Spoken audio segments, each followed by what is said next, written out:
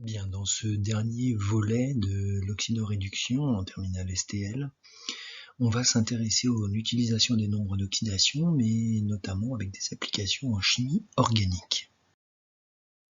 Alors, on avait vu que la notion de nombre d'oxydation était liée à l'étude des équations redox par voie sèche.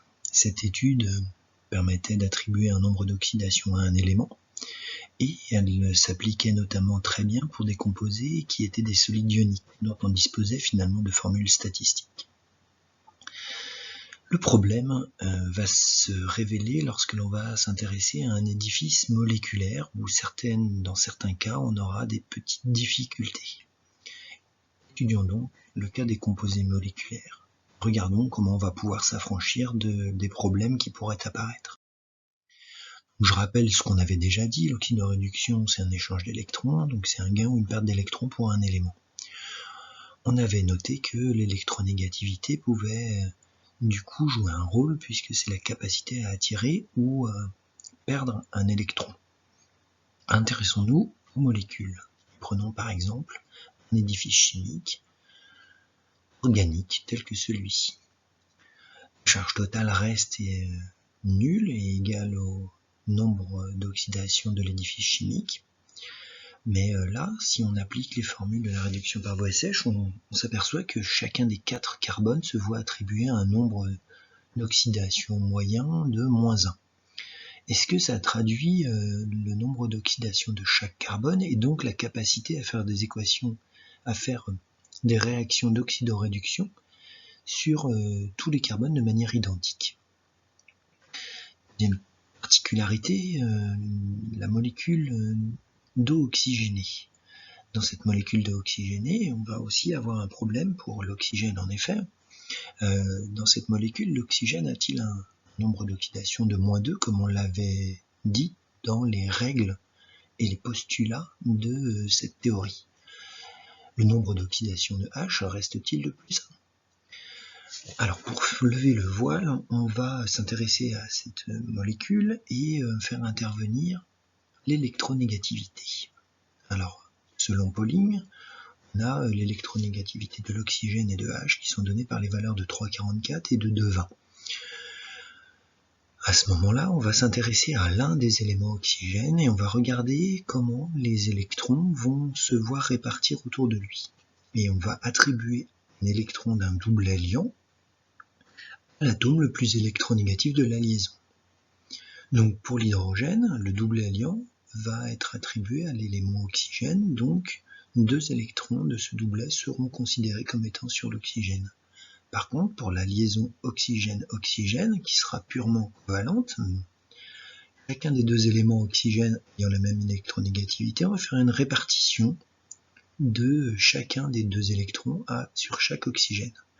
Au total, l'oxygène finalement n'aura gagné dans ces liaisons qu'un seul électron, et on lui attribuera le nombre d'oxydation de -1.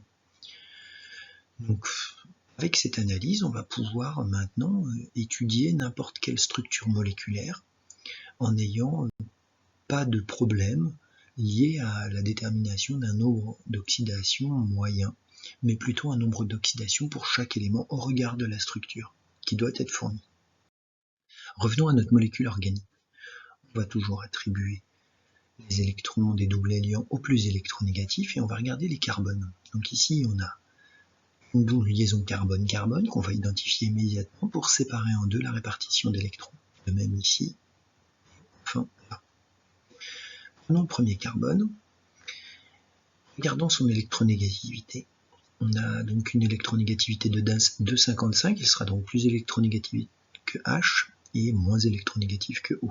Ainsi, le premier élément carbone, le second, le troisième et le quatrième vont avoir des environnements différents, donc des nombres d'oxydation différents. Alors pour le premier carbone de la fonction aldéhyde, le carbone indiqué par la flèche bleue, et on va traiter les carbones de gauche à droite, ce carbone-là va finalement céder 2 électrons à l'oxygène et gagner un électron de l'hydrogène. Du coup, il y aura globalement le nombre d'oxydation +1. Il aura cédé un électron de sa structure. Pour le second carbone, il va au contraire gagner les 2 électrons des hydrogènes, et du coup il se verra attribuer le nombre d'oxydation -2.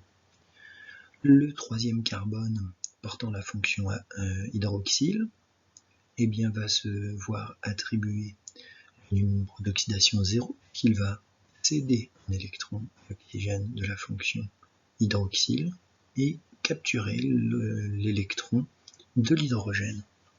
Du coup, globalement, il n'a rien perdu, rien gagné. Et enfin, le troisième carbone se fera attribuer le nombre d'oxydation de -3, puisque chacun des H va céder un électron, soit 3 électrons au carbone. Donc maintenant, on peut établir les nombres d'oxydation dans des édifices moléculaires en s'affranchissant des problèmes de liaison entre 2 éléments identiques, ce qui nous permet de traiter plus favorablement le cas des composés moléculaires. Retenons que le nombre d'oxydation est alors défini comme suit. On prend le nombre de l'élément de l'édifice en faisant la différence entre le nombre d'électrons de valence et le nombre d'électrons présents dans la structure, nombre d'électrons qui est affecté au regard de l'électronégativité. À ce moment-là, on aura donc un nombre positif si dans la structure, l'élément carbone ou un élément étudié aura cédé des électrons par rapport à son nombre d'électrons de valence de l'atome, et si au contraire il a acquis des électrons dans la structure, à ce moment-là, le résultat sera négatif et donnera un nombre d'oxydation négatif. Donc voilà, j'espère que ça va vous permettre de réviser tranquillement cette notion et de l'appliquer dans tous les cas, et notamment dans les édifices organiques.